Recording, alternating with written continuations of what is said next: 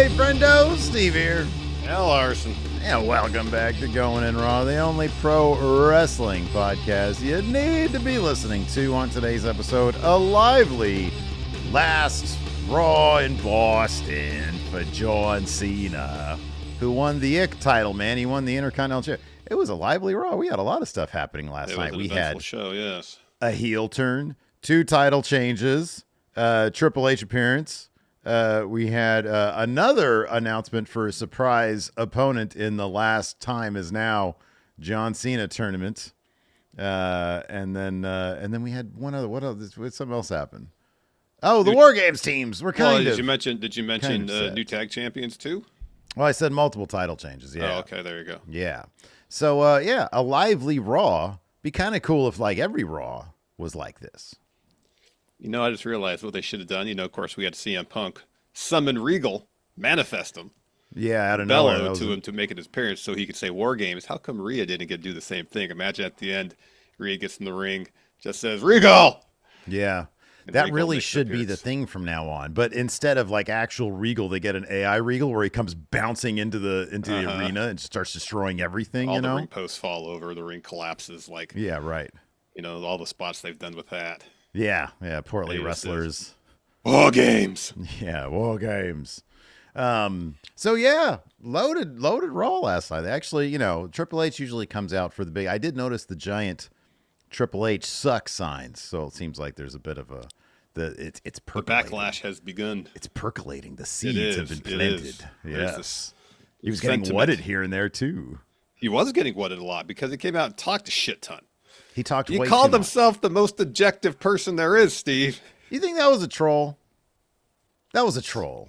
Entirely possible. I mean, you don't say that unless you're completely. Well, I think joking. within the context of what he was talking about, he was saying, "I see this business from all angles." No, I know, but then therefore that makes me the most objective person there is about pro wrestling. But to so arrogant, I mean, I don't know what his level of self-awareness is, to be honest with you.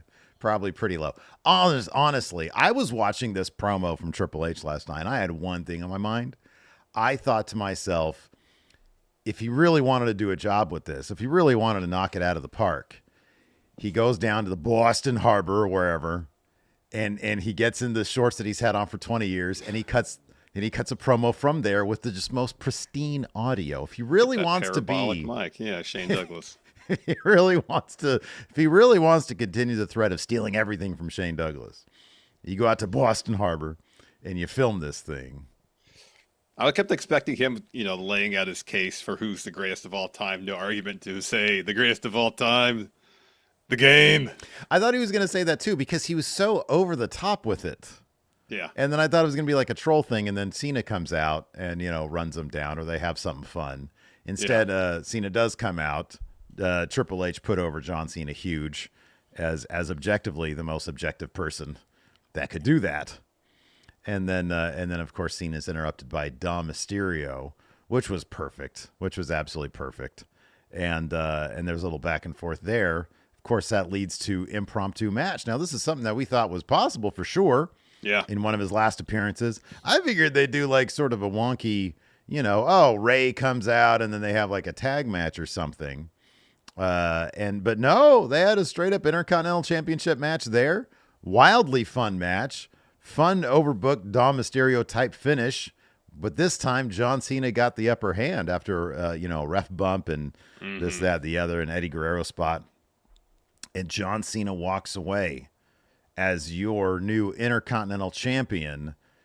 If you're connecting the dots here, are you thinking Gunther's going to take this thing off him on the 13th of December? Well, that was what the rumors suggested, is that, I mean, of course, it was going to be Cena versus Dom initially. That was the reports, rumors, whatever you want to call them, at Survivor Series. I mean, now that Rey is healthy, they realize we should probably do Rey Mysterio versus Dom Mysterio in San Diego, their hometown.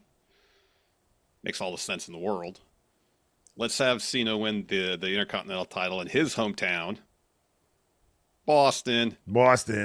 And then, yeah, you have the tournament play out. They announced Gunther's going to be in it. He's facing Javon Evans. That match will be awesome. Oh, my God. That match is going to slap. That's going to be a real good. It's going to be fantastic. So, assuming Gunther wins, he faces Cena. I mean, at this juncture in Gunther's career, the Intercontinental title seems like a pretty significant step down. But if they want to add a little something extra to it, it's clear that Gunther isn't going to be in the world title picture now. That Punk had, it makes all the sense in the world for Gunther to go after Punk because Punk beat him for the title. Anyways, they want Triple H wants to have a title around Gunther's waist at all times, seemingly, and it's not going to be the world title because that's involved in other storylines. Triple H apparently is not going to invent another title or revive another title just to put one on Gunther. So Intercontinental title it is.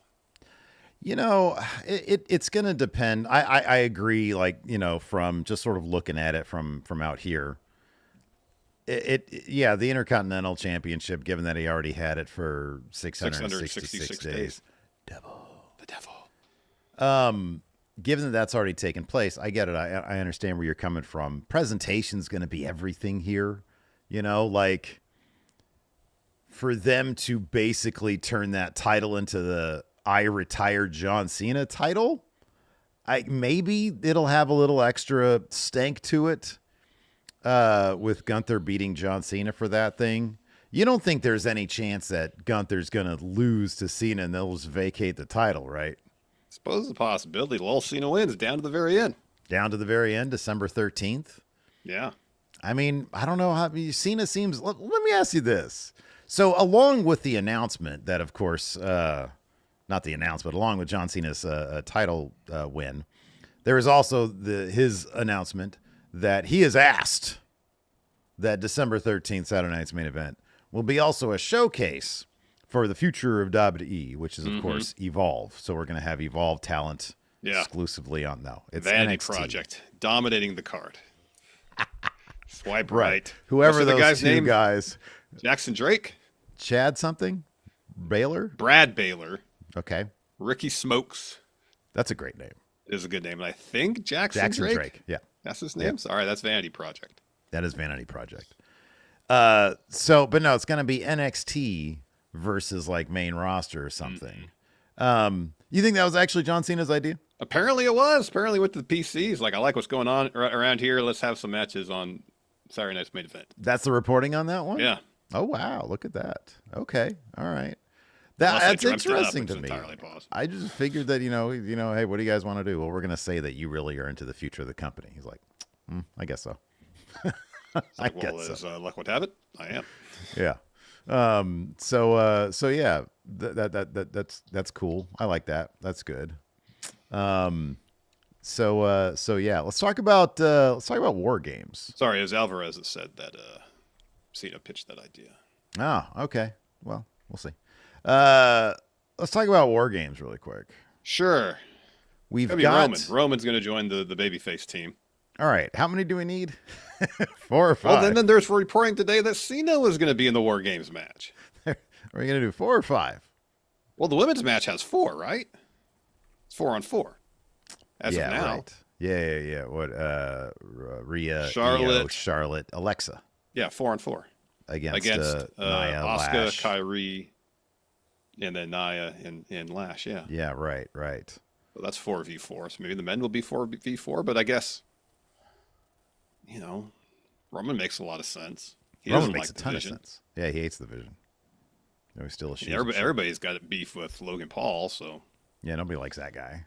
I guess the question would be, there's options obviously for the babyface team in the men's War Game match, but who's it going to be on the heel team? I know Brock. Drew is suspended right now. He's still feuding with Cody. Cody was kind of an out of nowhere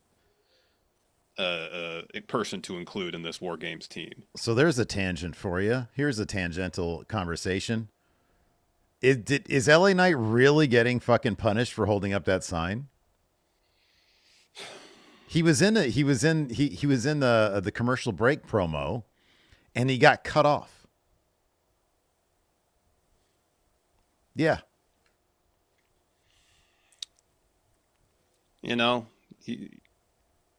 There's a glass half full way of looking at him holding that sign up, which is his fan base has been so vocal in support of him that he's tried to return that support. Hey, this sign means a lot to me that you are a LA Knight fan. Yeah, I'm going to show this sign off. Thank you to LA Knight fans across the world for being so vocal in their support. Doesn't necessarily I mean, it could be, like a sign of protest. I'm holding this up, so Triple H, pay attention to me, put a title on me. I didn't think for a second that it was that. It was exactly as you said. Hey, this guy's saying they want me, and not Jey Uso. You could, I mean, from a character standpoint, it's completely within character for him to do that. Yes. What the fuck? It's because here's the thing, like the question that I'm asking, I'm not even asking for like a real answer because you and I know it's true. This dude is totally being punished. Now the litmus test here. He's got this match on SmackDown against mystery opponent. Oh yeah. For the Cena tournament. Yeah. If he loses to someone who's not even in the company, then maybe he is getting punished. Okay, so the options for that, of course, are you mentioned the other day, Matt Cardona. Yeah. Joe Hendry. Yeah. I mean, if they go with a heavy hitter like an Obafemi, a guy who, hey, he's going to be, make it a surprise so that he seems like a big deal. Yeah, I guess. I'm just inclined to think... He's dead if they do Obafemi. LA Knight's dead. Like that. I'm just if it's the other two guys. Think that, and, granted, they announced Javon in advance. He still is an NXT talent. Mm-hmm. I'm just inclined to think, until I see otherwise, that if they're not announcing who LA Knight's opponent and then next week on Raw, Solo Sikoa's opponent is, it's because it's someone outside of WWE. That's entirely possible. Unless if it was Mr. Iguana, they'd announce him. Yeah. I feel like they'd announce him. If it's somebody coming back, like a Chris Jericho or an Edge. Yeah. Even though, come on, that's not going to happen. Then yeah, Matt Cardona would definitely be a surprise. That'd be a surprise. Although I guess the case could be made, it's Cardona's going to be back on main roster. Like, tune in for him, so you announce him. You could, yeah. Has Oba? I have no idea, bro, because we don't cover it anymore, and I keep tabs, but kind of barely. Has he been on TV? I don't recall hearing him involved in anything since he lost the title to Ricky. Yeah, right. But I could be wrong. I know people in chat would know. Okay, so Ponta says no, he hasn't been. Okay. All right, so we know that. So I could see it. I could see one of these surprise names possibly if he hasn't been seen, and it's like, oh, his big return is in this tournament. I could see that. Speaking of someone who hasn't been seen in a long time, maybe it's Tony D'Angelo. Okay, there's like a world of difference between Obafemi and Tony D. Although Tony D beat Obafemi twice. Beat him twice, Steve. Yeah, I could, they work in mysterious ways sometimes, man. I don't know. I don't know about all that. You got that right. Yeah, I don't know about any of this. I don't know. I'm surprised Cody was there helping out Phil and Jey Uso. Did Cody take? Let me ask. Did Cody take the LA Knight spot? There's like a whole story for LA Knight to be in War Games. Yeah, yeah. And there's like none for Cody. Well, I mean, you have to. From a business perspective, maybe. From a business perspective, it makes sense. John Cena being in the match, like if they end up booking Cena in the War Games match, it's because they just want to put as much star power in that match as humanly possible. Yeah, plus he's got the, there's the Brock thing, I guess. Yeah, there is the Brock thing. So maybe Brock will be part of the Brock is definitely going to be in War Games. Yeah. So I could see Cena being the neutralizer. Then I guess the question is the men's War Game match going to be 4-on-4 as well? You have the Vision, Logan, Brock versus Punk, Jay, Cody, and then either Roman or Cena? I'd be really disappointed if it's going to be Jimmy Uso. No offense to Jimmy Uso. He is my tribal chief, but like you need Roman in there. I mean, dude, I don't know.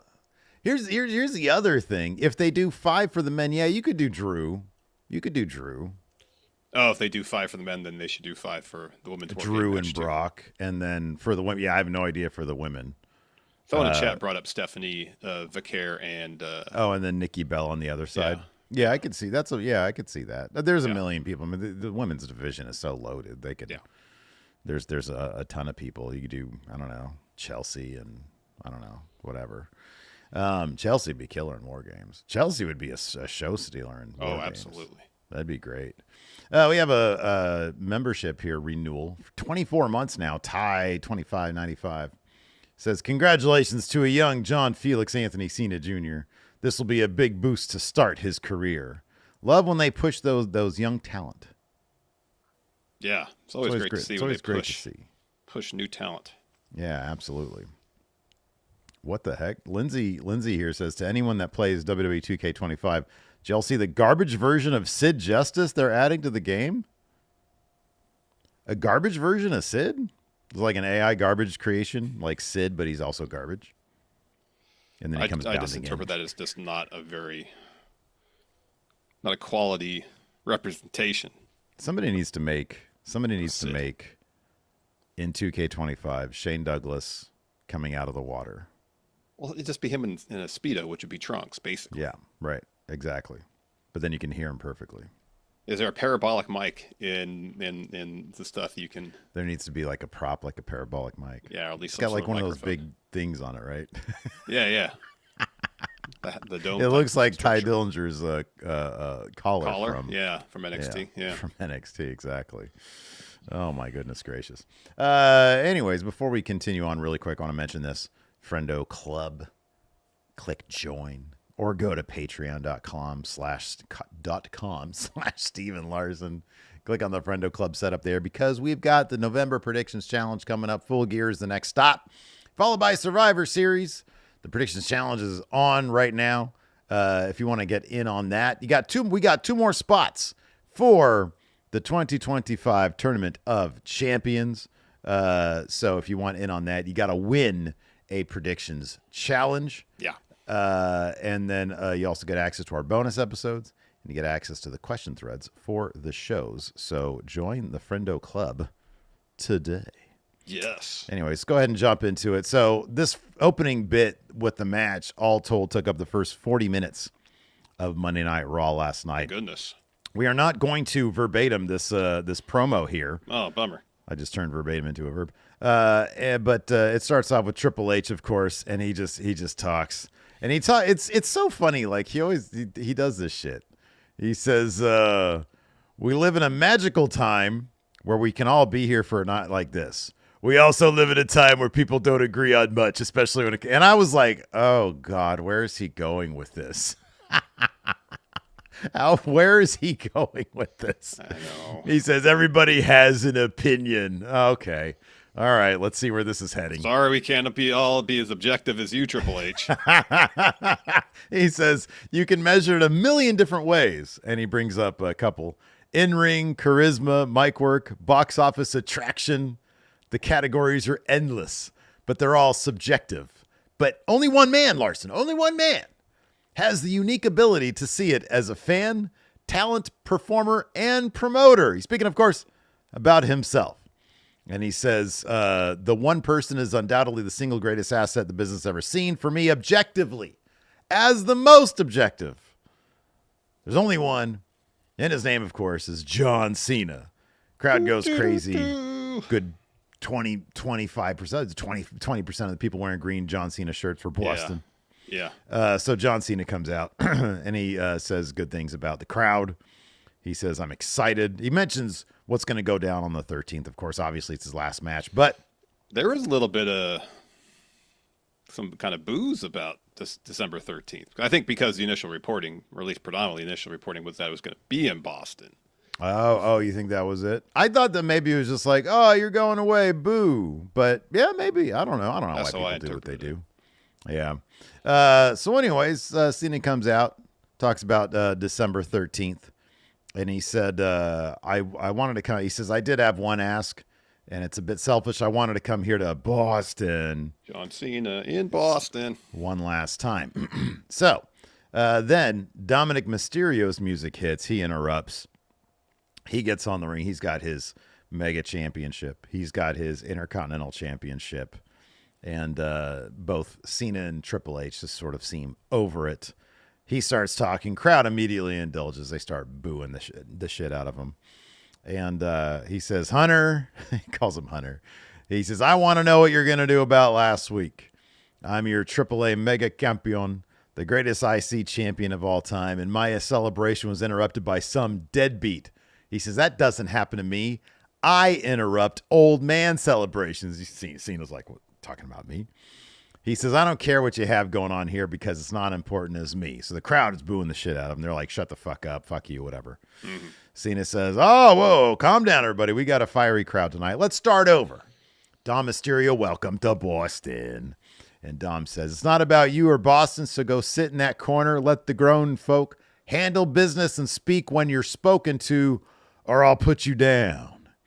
And so, of course, the crowd starts chanting, you fucked up.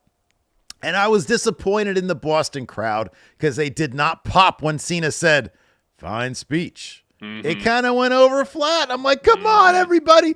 The entire last year of Cena has not said that. We've all been waiting for this moment. Mm-hmm. So he waited till the last time in Boston. He says, but I think in the midst of your anger and ego, you forgot where you are and who I am. I'm John Cena. This is Boston. And he says, any other night, any other city, I may give you a chance. But tonight, I am invincible. Well, he says, wrong time, wrong place, wrong guy. Dom's like, yeah, right. Any place, any time, any era, I would have whooped your ass. Triple H says, John, I agree with the people because they're still chanting, you fucked up. He says, what did you say? Any time, any place, any era? Seems like a damn good era. Damn good place. Great damn hell of a time. He says, so if it's okay with you, John, Dom, you're going to defend that IC title tonight, right here, right now, against John Cena. Get me a referee. And let's get to work. So we had that match, Larson. We did have that match. And as you can see by the title and thumbnail, John Cena got the victory.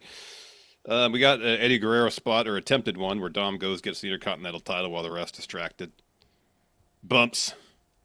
Throws it at Cena. Oh, it was a chair. Sorry. It was a chair. Chair, not the title. Yeah, it was a chair. The title did come into play later, it did. Yeah. Hit the mat.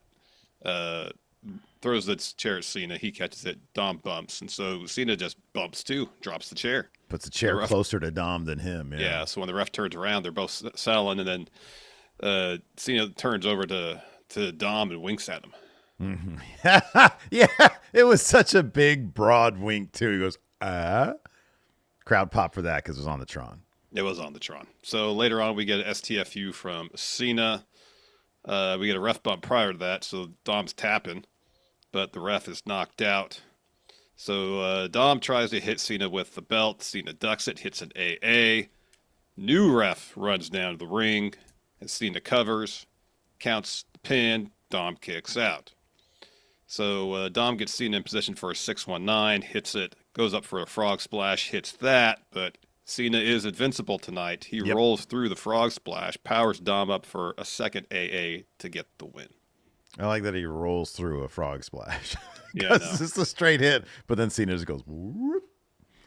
He goes up. Yeah, so he wins, gets the Intercontinental Championship, and then gets on the court and says, thank you, Boston. And because of you, the champ is here later on, like after commercial.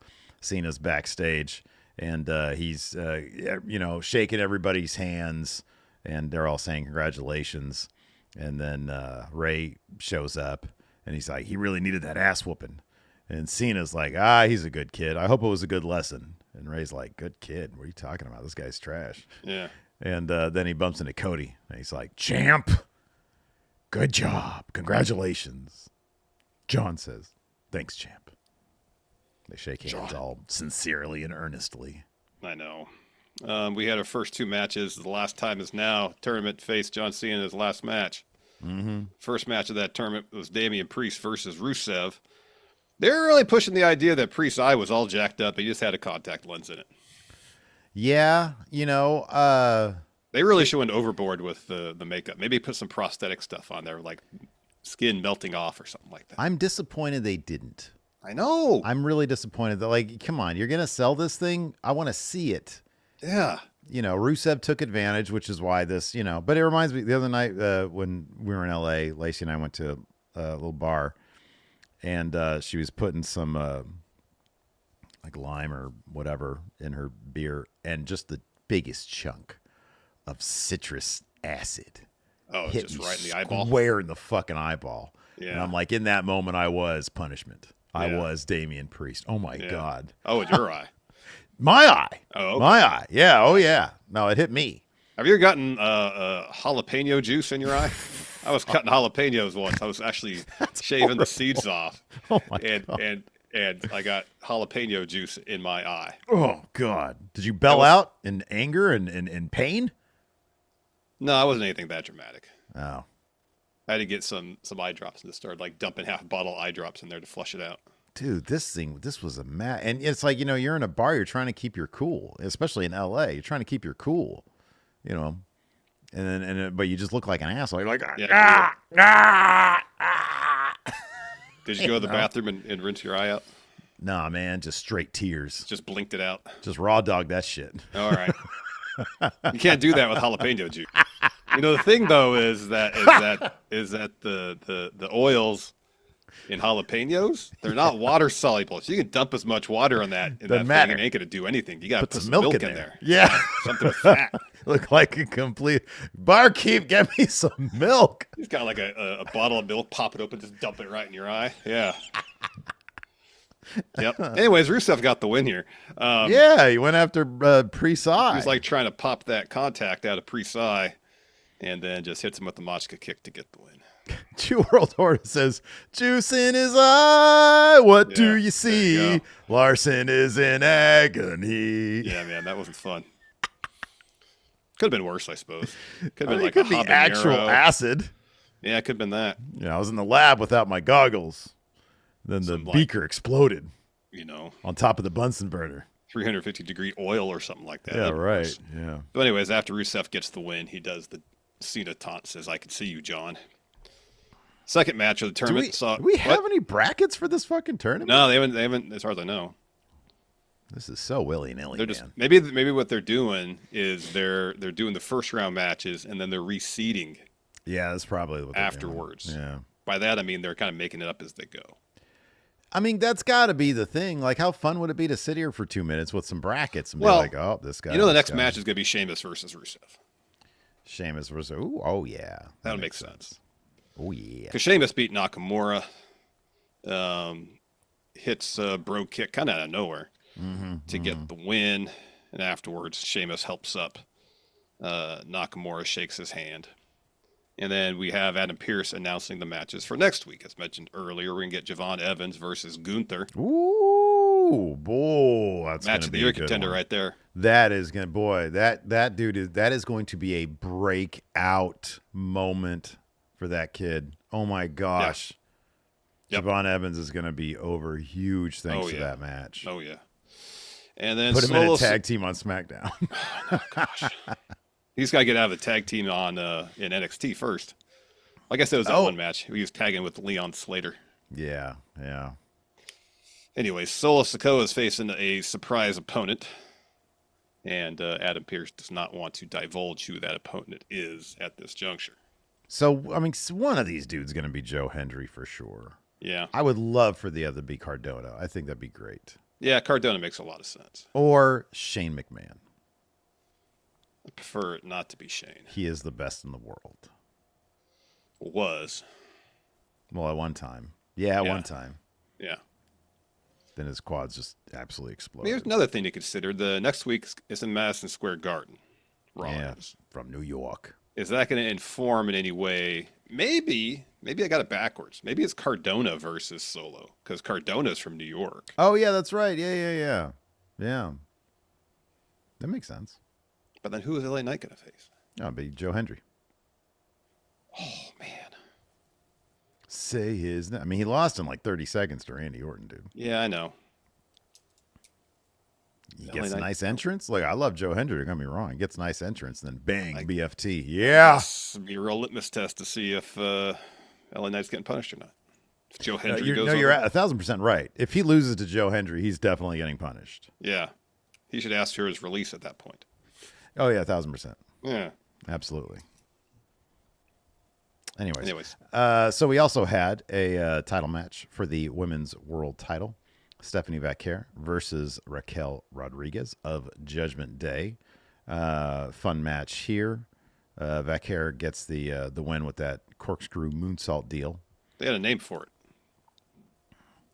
Wait, was it? Yeah, they did. I don't know. I forget what it I was. can't remember what it was. It wasn't the spiral tap. It was something else. Yeah. No, because they said it, and then they said corkscrew moonsault right afterwards. Mm-hmm. So, anyways, maybe somebody in chat knows.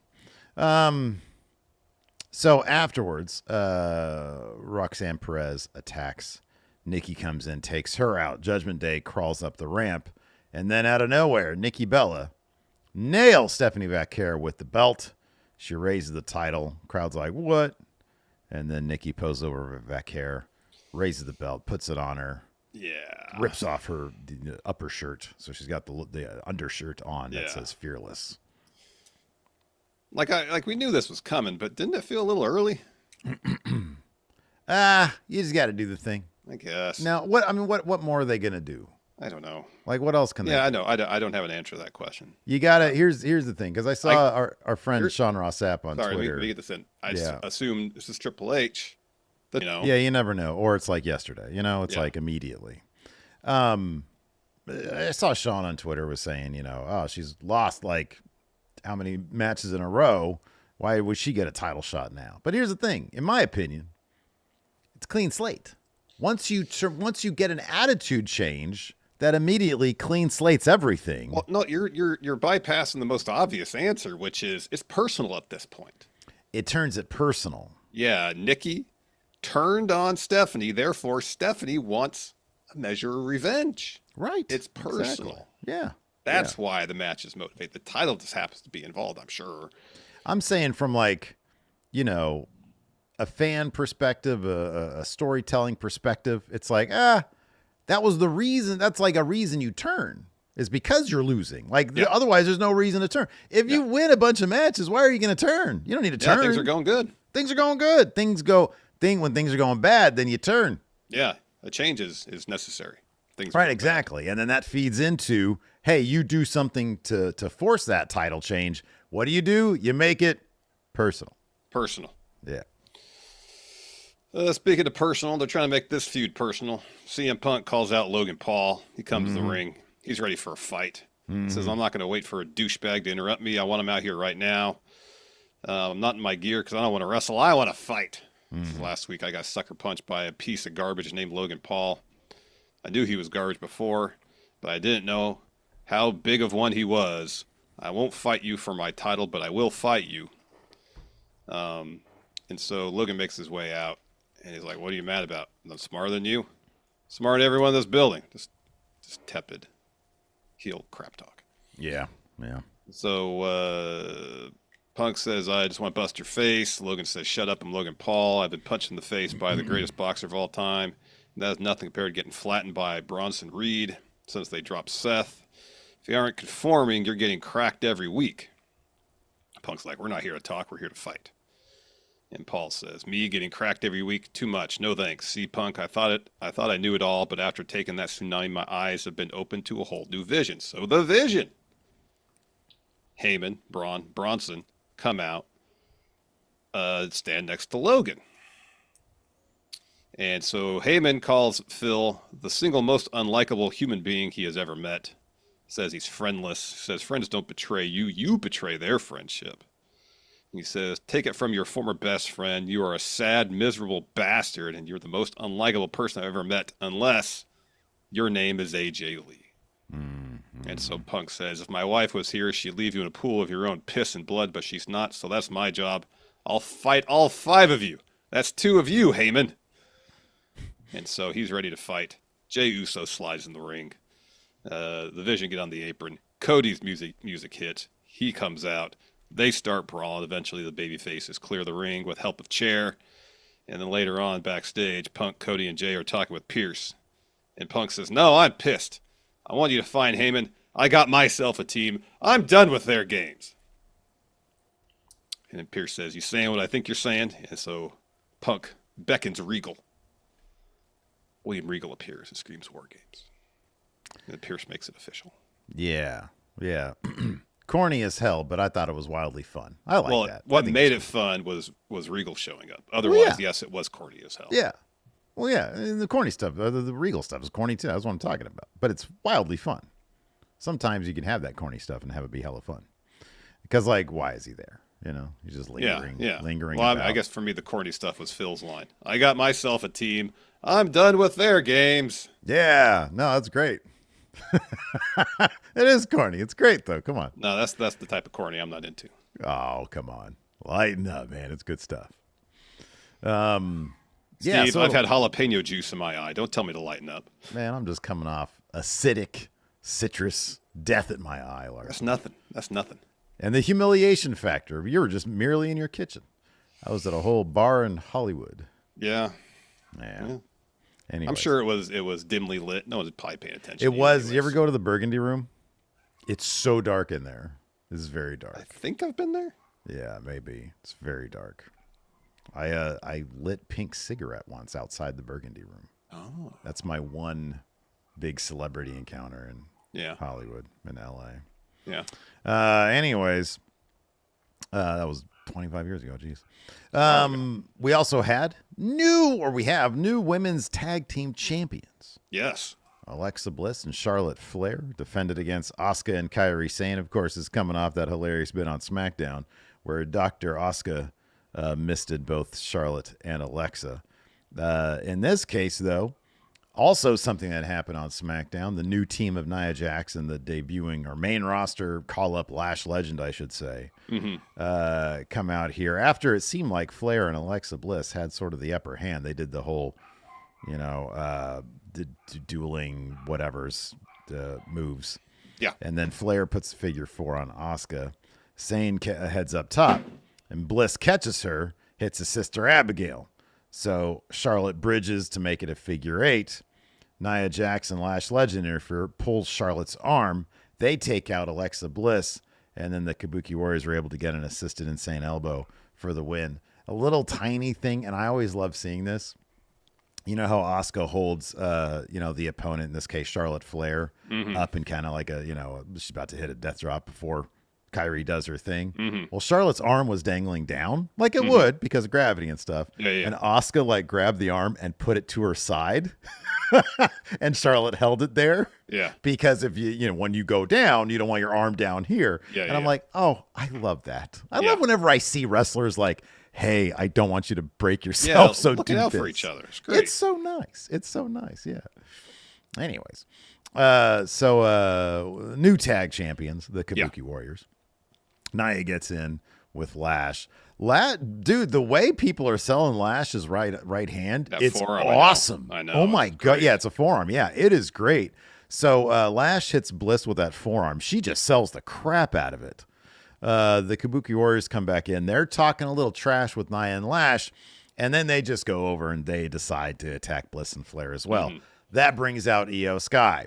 She rushes down, kicks Nia, hits a double drop kick on the Kabuki Warriors, hits an uppercut to Nia, but then Nia catches her, tosses her into Lash. She also gives her a right hand forearm, and Io sells the crap out of that. So they got the upper hand. Crowd starts chanting Rhea, so she obliges. She comes out, and she's got the whole face mask gimmick because her nose got broken. And then they clear Kairi out of there. Rhea gives her a razor's edge onto everybody on the outside. She grabs a mic. I kind of feel like Rhea does a very good Regal because when she says War Games, it's got the same stank to it, man. So she belts out War Games. Is this the second year in the row or second in the last 3 years where Rhea's walking into War Games with the face mask?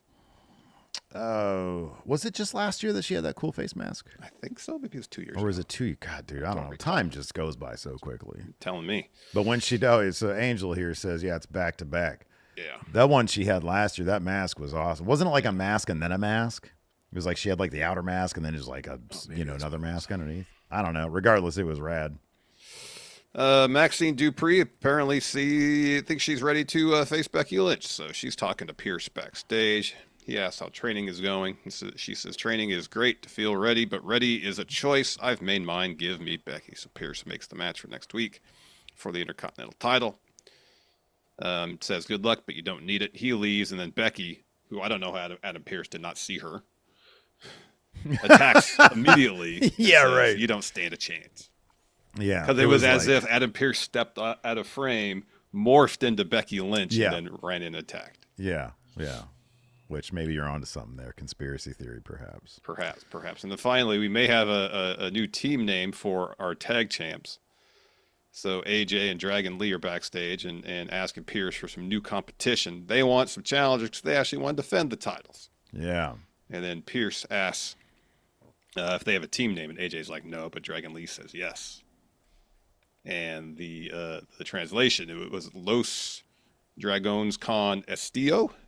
Dragons with style. The Dragons with Style. And AJ's like, we'll work on that one. It is a bit of it actually does sound like it rolls off the tongue a bit better in English. Dragons with style. Yeah. Los Dragones con Estilo. I don't know about that one. Yeah. I'm surprised that nobody has just straight up made the AJ Lee joke. Yeah, I know. But, yeah. Anyways, and that's your Monday Night Raw Yeah. review for the day. So, as is customary, as is tradition, Larson, Yeah. we now answer questions. If you want to ask a question on the YouTube, if you're not like a patron or something, just drop a super chat and we'll answer it. For example, Ronti Jack here says with a super chat, trade proposal, Austin Theory for Sammy Guevara. Oh, if I was Tony Khan, I couldn't say yes to that fast enough. If I'm Triple H, I'm laughing that one out of the building. Not a chance. Not a chance. No chance. Not a chance. This is a bit of a nerdy question. Brian Bartolo asks, Superman's bottle city of Kandor in the living room or Batman's utility belt around your waist? I don't want a whole city in my living room. No. I mean, granted, it's like a city in the size of this bottle here. I don't want that. I would knock it over on accident and feel horrible. What's the practical usage of having that bottle? I'll be honest with you.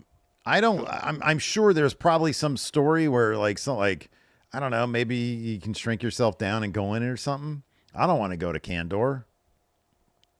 Yeah. No, the utility belt's very practical in terms of what you could use it for. I mean, especially the 60s Adam West version. It was comically, very useful.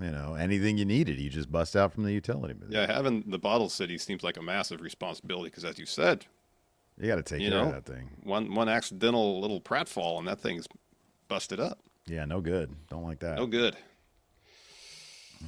Josh M. here asks, given how far he's fallen, which title is LA Knight winning first? The Evolve title or the WWE ID Championship? Mm-hmm. I mean, if he's getting punished, those are out of reach. Yeah, I mean, let's be honest. They're not gonna bust him down to Evolve. I would say he's more likely to get the ID title because you got to be gone from the WWE to get that. You're not actually in WWE. No, you're not. That's correct. Yeah. Oh, so wait. Andrew Joseph says CM Punk made the joke on air.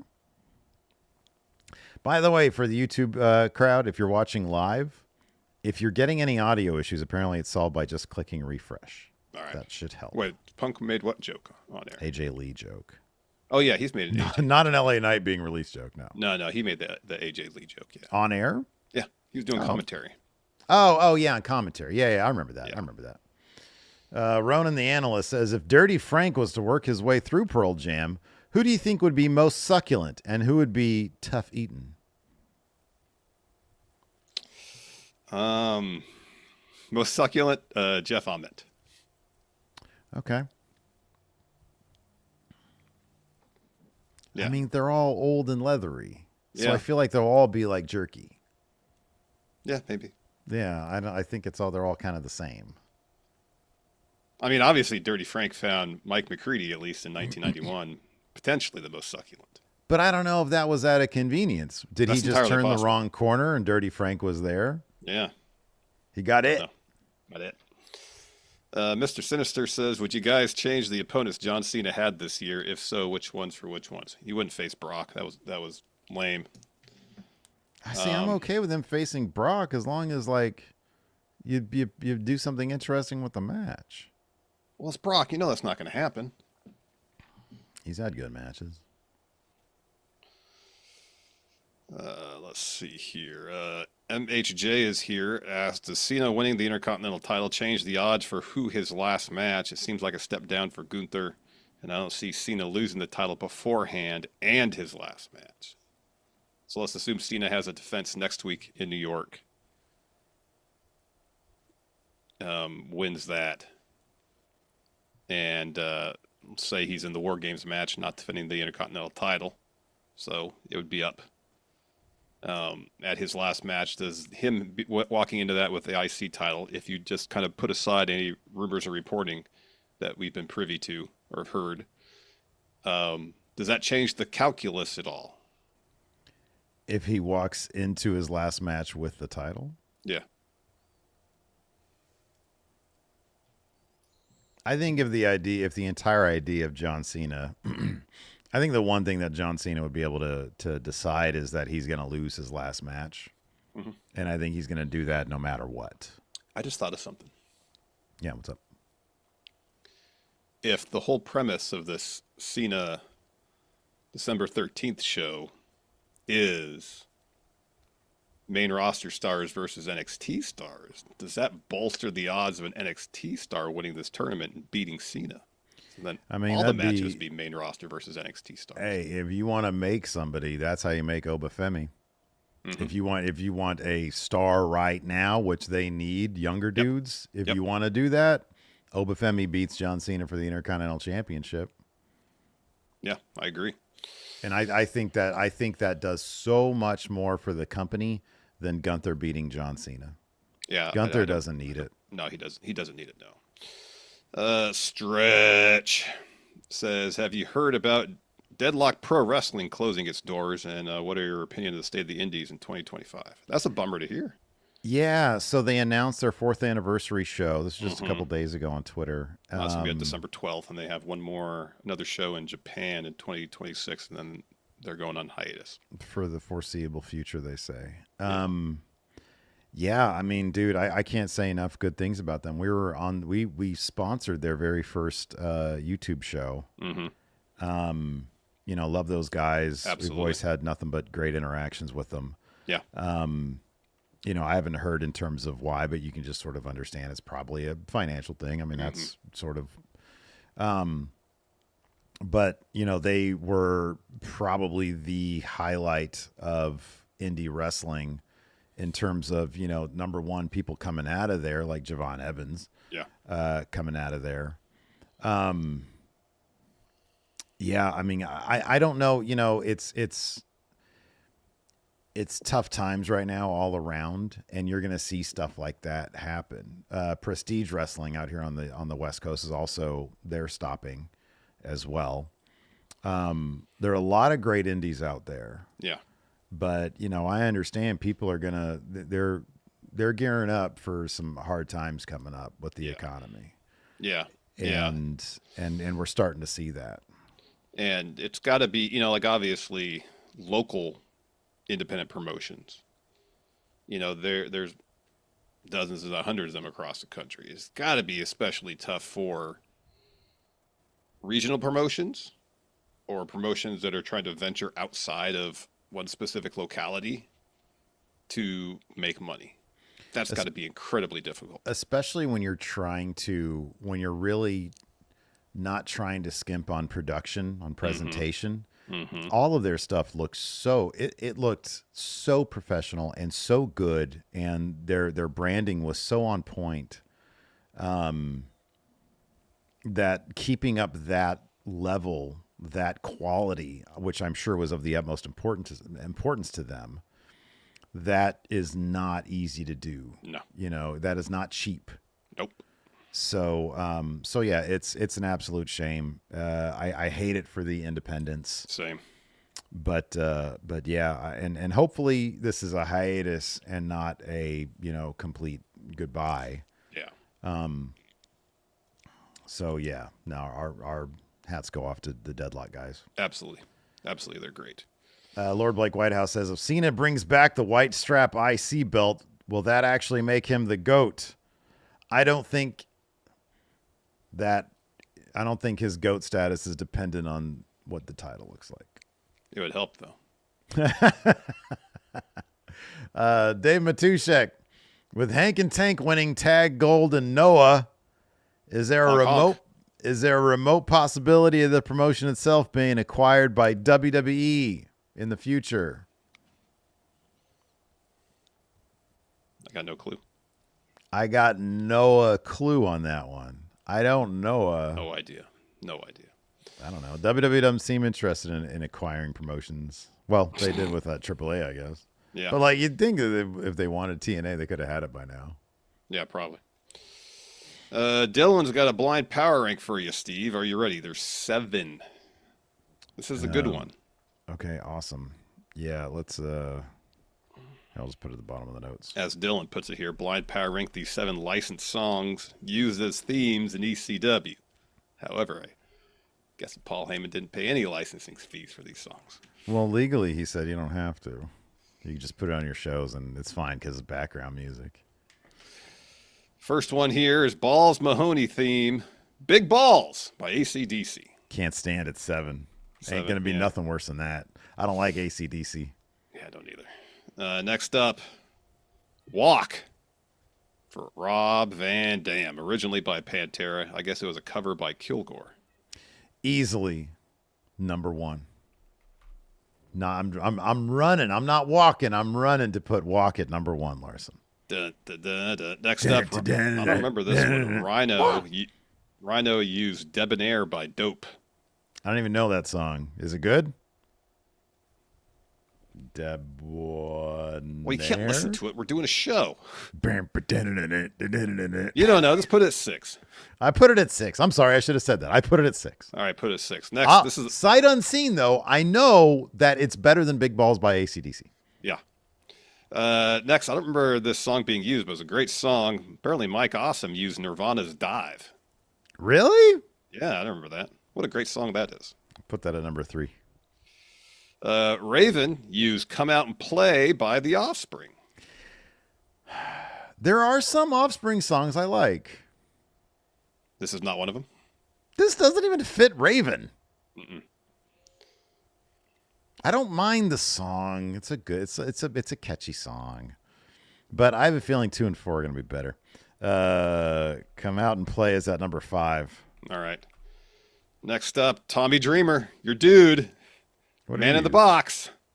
What? He used that? Yeah. I think I kind of remember that. Yeah. Boy, isn't it? Okay, yeah.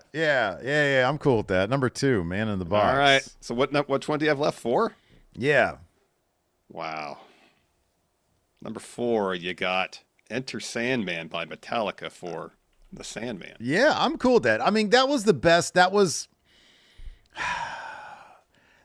his entire entrance probably warrants a number 2 spot because I knew that was going to be the last one. But Man in the Box is a killer theme song. That's a killer theme song. But it's a wrestler named Sandman. The song's called Enter Sandman. It's played while he's making his entrance. Yeah, no, I understand. I understand the concept. It's almost as if the song was written for him to make his entrance. But here's the thing also about it. I'd be nervous if I had that as my theme song because those assholes. They were very litigious, yes. Very litigious. Those dorks sat in front of Congress and talked about, oh, they're stealing my music.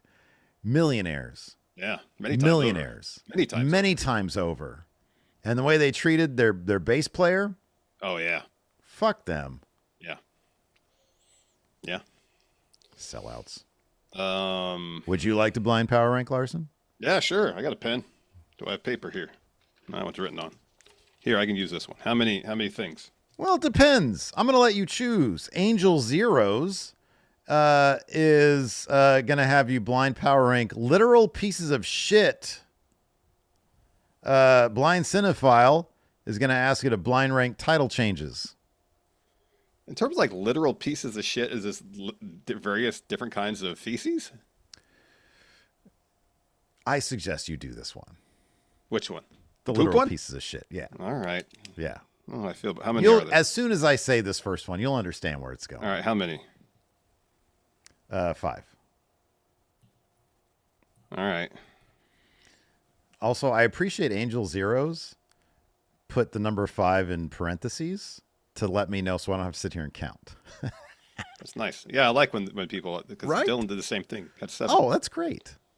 All Not right. to count. Sorry, Javier, but Larson's going to go with actual pieces of shit here. Number one, the shit that CM Punk took in his match versus Dean Ambrose. Oh, so it is actual poop. Well, what more do you want? It's literal pieces of shit, Larson. There is one in here that's not an actual piece of shit, but the others are. Now, I'm trying to rack my brain for famous poop incidences. Yeah, yeah. I mean, I'll put Phil's at 3. Okay, all right. The ref touched it. Yeah, but it wasn't like a giant log in the ring. It wasn't a massive, yeah, it was not, Yeah. or like, spraying. No, yeah. I wonder if no, someone should. No, I'm not going to suggest that. Well, I was going to say someone should put that in AI and then change it so Phil has like just absolute fire hose. So don't get us wrong. AI is terrible. AI is terrible. Don't But use it. please do that. Next up. The one Vince apparently took when trying to fart on the face of Gerald Briscoe.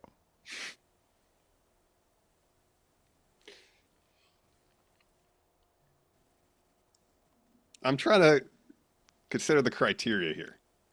Yeah, wow.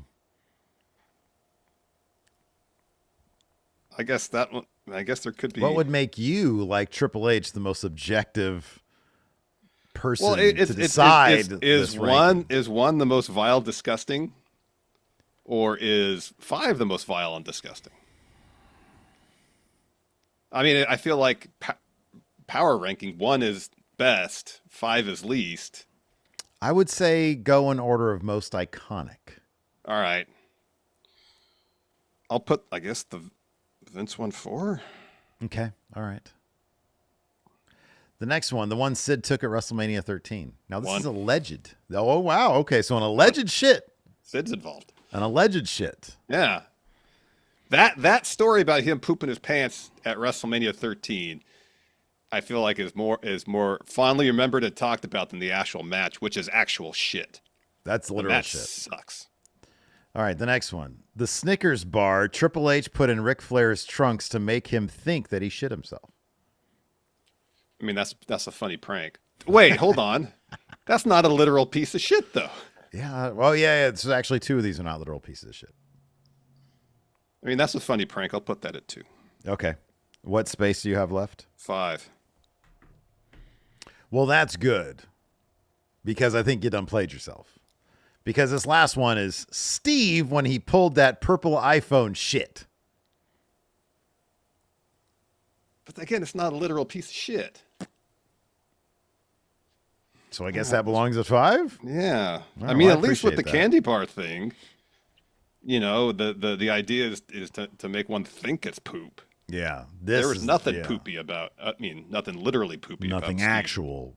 No. No feces to be had there. All right.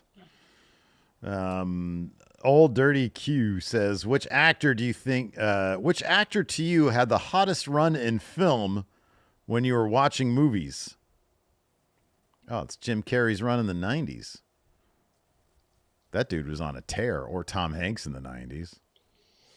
Was it John Cazale? He was in 5 movies and they were all nominated for Best Picture. Brother, that guy was an Oscar machine. Yeah. He was, and he passed way too young. Yep. The Yep. only reason, yeah, boy. Yeah. Yeah, John Cazale, is that his name? Yeah, I Cazale? think so. Yeah. Yeah. Boy, that guy was special. It Fredo. was. Yep. Yep. Fredo. Timor asks, how would you react if Cena replied? Fine speech. Would you be crushed? Would you pop? Thanks, John. No, I'd take him I'd at his pop. word. I'd like, oh, man. John Cena just called me a 10 out of 10 promo. Said my speech was fine. Said fine. Fine speech. Yeah. I'd be about it. Phantom Driver says, if you could bring back any limited time only fast food item, what would it be? I think you know my answer, Steve. Yeah, you want the, was it McBLT? McDLT. McDLT? Yeah. Hot side hot, cold side cold. And just that styrofoam ass container. Well, you'd have to update that for the times, obviously. Can't be put stuff in styrofoam anymore. It's terrible for the planet. Limited time. Oh, you know what, man? I'd bring back the Angry Bun Whopper. See if we can do a sequel to that, like a proper sequel. Well, I mean, actually get the... Yeah. Maybe. Yeah. You know, ideally, yeah, we'd actually get the thing instead of being swerved. Yeah, I know. Yeah. SJ Collects says, why is WWE treating Cena's last match like it's a championship? I understand it'll help put talent over, but they're putting more effort into this tournament than they do actual championships or premium live event bookings. It's John Cena. It's John Cena. Yeah. Like, he And does. actually, there is a very good chance there will be a championship on the line. Yeah. Like, he's one of one. He is one of one. So this matters. That's a sad state of affairs for their championships because, yes, this does matter more than the other championships on the roster. Honestly, the Intercontinental Championship kind of does lose. Like, it makes this lose a little bit of value because, like, who cares about a title? It's John Cena. Yeah. That's why I was saying earlier, like, they really need to hype up the Intercontinental Championship as the retired John Cena title at this point. Mm-hmm. Skylar with a super chat says, if you could make a wrestler 10 years younger and 100% healthy, who would it be? Kenny Omega. LA Knight. That's a good answer. HDMS Kingslayer says, thanks for all the great content. Oh, Shane Douglas. Thanks for all the great content, guys. Love y'all. 10, Thank you very much. 25, Steve. Well, 100% healthy, though. All right, 10 years younger. What, he's like in his mid to late 50s? Well, yeah, if he's 10 years younger, he'd be WWE main eventer age. No, he used to be 10 years past that. What is he now? He's got to be in his mid 60s. Oh, you think he's in his mid 60s now? I think so. Yeah, you're probably right about He's that. been wrestling for a long time. He has, yeah. He was wrestling in the like. Oh, he's 60. He's only 60. He's 60. He'd be 50 years old. He'd basically be CM Punk's age. I would have thought he'd be much older than that. Huh. Well, there you go. Yeah, he'd be younger than Lashley. Yeah. And 100% healthy. Oh, dude, prime franchise. You kidding me? Be great. That'd be great. Anyways, you have any good questions over there? Because I'm out. No, we only got another blind power rank, but we already did our one for. Yeah, we did one over here. Now we do another one. Yeah, we did one already. All right, very well. Anyways, don't overdo it. Joe the meme maker, can you repost yours on like I don't know, the Thursday show? Because it's a blind ranking of pies. Oh, I want to do that. Well, you can't. We already did it. And then Killer Whale Toys also has Sesame Street characters. The count. Where'd you put the count? Pretty high. 1, 2, 3, Exactly. 4, 1, 5, 2, 6, 7, 8. Depends how many are on how many options there are. 9. 9. Probably 3. 3.